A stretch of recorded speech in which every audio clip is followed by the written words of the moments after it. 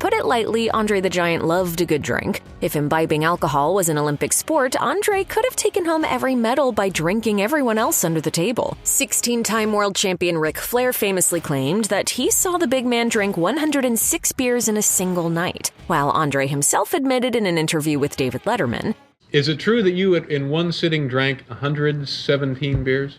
Yes, in one night. Even a man of Andre's stature felt the effects of that much alcohol. He once passed out in a hotel lobby after drinking a reported 119 beers. He had to stay in the lobby for the whole night because no one could lift him to get him to his room. Hulk Hogan, who has been known to stretch the truth from time to time, has claimed that while traveling in Japan, Andre could drink up to 16 bottles of wine traveling from city to city, only for Andre to get into the ring and wrestle as if he was stone cold sober. Carrie Elwes, Andre's co-star in the 1987 movie The Princess Bride, stated that Andre used to drink something called the American. The drink was simply a beer pitcher filled with every type of alcohol in whatever bar they had visited. Elwes revealed that he did try it one night, saying, "I've never tasted airplane fuel, but I imagine that was the closest thing."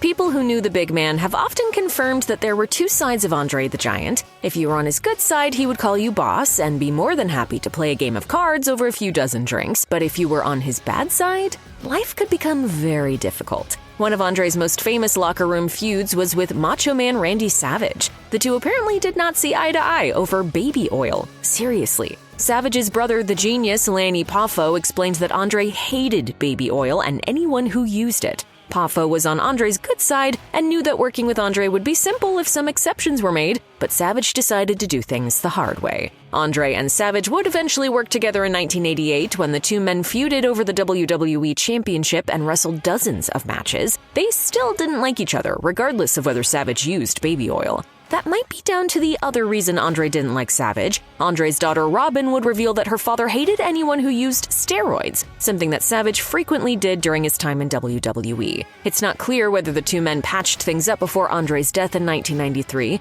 Until his own death in 2011, Savage never spoke at length about the eighth wonder of the world.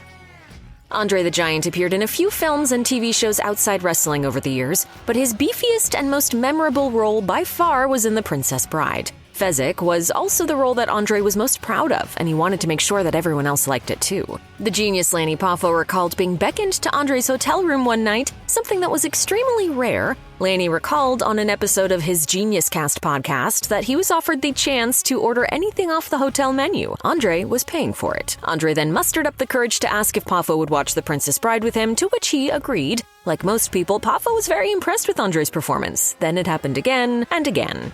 I thought it was in Groundhog Day. He put it in, we watched the movie. I've watched it about 6 times. Even though he was a fan of the movie, Poffo couldn't watch it every night and admitted that the only way he managed to avoid watching The Princess Bride was by hiding from Andre. Poffo admitted that he did feel bad hiding from Andre, stating that no one has ever loved a movie more than how much Andre loved The Princess Bride, but everyone has their limits.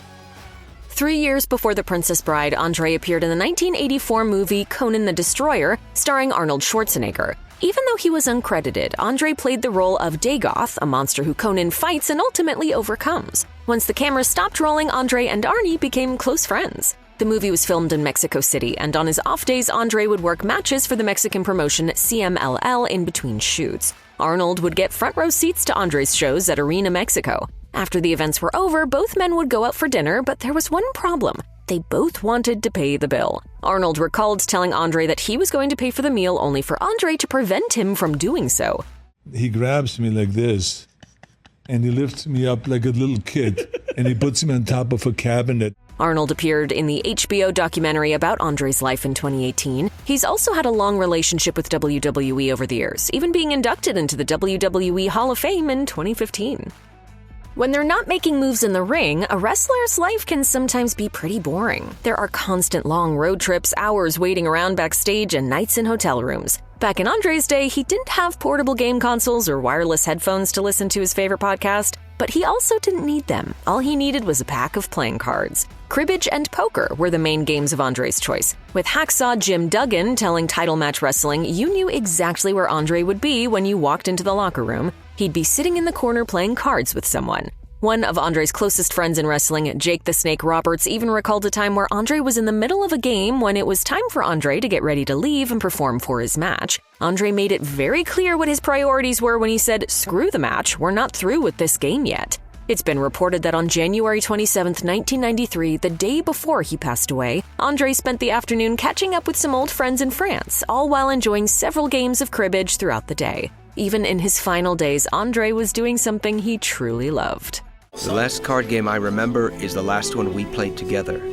We were on the same team that day, and the next day, he never woke up.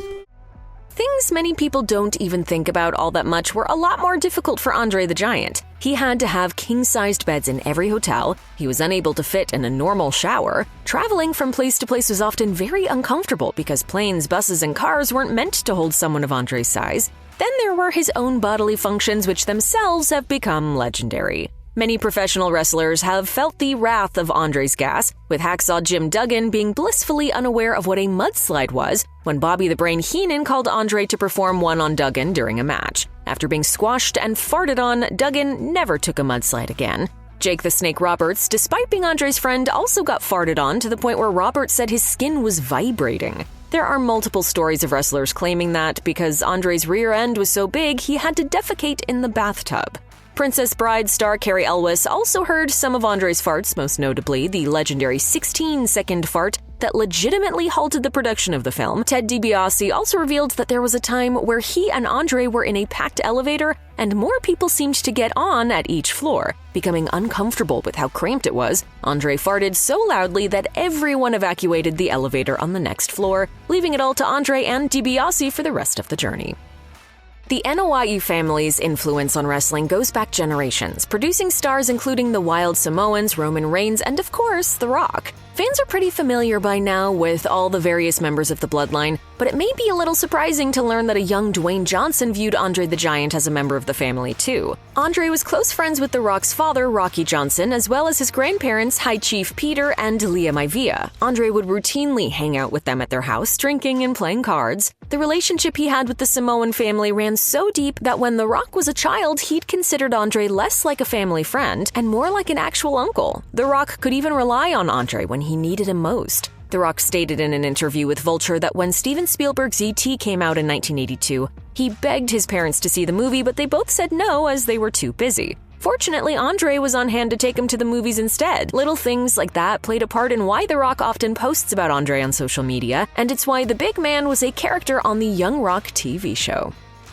The eighth wonder of the world did have his own family, but he sadly didn't see that much of them. There's no record of Andre ever being married, but he did have a number of girlfriends and partners, including Jean Christensen, with whom he would eventually have a child. Robin Christensen Roussimoff was born in France in 1979, but grew up in the United States with her mother, seeing very little of her father due to the hectic nature of his life as a superstar pro wrestler. Robin has stated that she saw her father in person approximately 5 times during her entire life. He's like kind of a stranger in a way. One encounter was in the courtroom. Robin's mother wanted to make sure she got some financial assistance so she could raise her. She also saw him backstage at wrestling events, and Robin recalled Andre visiting her shortly after The Princess Bride was released. She absolutely loves the film, and the two watched it together. Andre even quoted some of her favorite lines back to her while she watched. They did stay in contact, with Robin speaking to her father 1 month before he passed away. Over the years, Robin has forgiven Andre for being so absent in her life. It didn't make watching old footage any easier for her after his death, but Robin was more than happy to show her face at the premiere for the HBO documentary about her father's life. She was interviewed in it and still makes occasional appearances at conventions where she shares never-before-heard stories about the man she called Dad. Though it came near the end of an already illustrious career, the match that Andre the Giant is best known for was in front of nearly 80,000 people at WrestleMania 3 at the Pontiac Silverdome. By the time the March 29, 1987 event actually rolled around, Hogan and Andre had known each other for many years. They had not only worked together in the then WWF, but also AWA and New Japan Pro Wrestling. Hogan had actually body-slammed Andre before, but the WrestleMania 3 match was presented as the first time, as well as Andre's first loss. In the 2024 Netflix documentary, Mr. McMahon, Hogan claimed that he genuinely didn't know if he was going to win the match. He claimed Andre never confirmed with him how it was going to end, causing Hogan to be extremely nervous as he didn't know whether Andre was going to go into business for himself. I would say, hey, boss, any idea what we're doing out there? Don't worry. Andre was already having trouble moving around, sporting a back brace under his singlet to help him deal with the pain. If he wanted to change the match's outcome, what was Hogan going to do? Fortunately, Andre was fine with losing to Hogan in front of the massive crowd.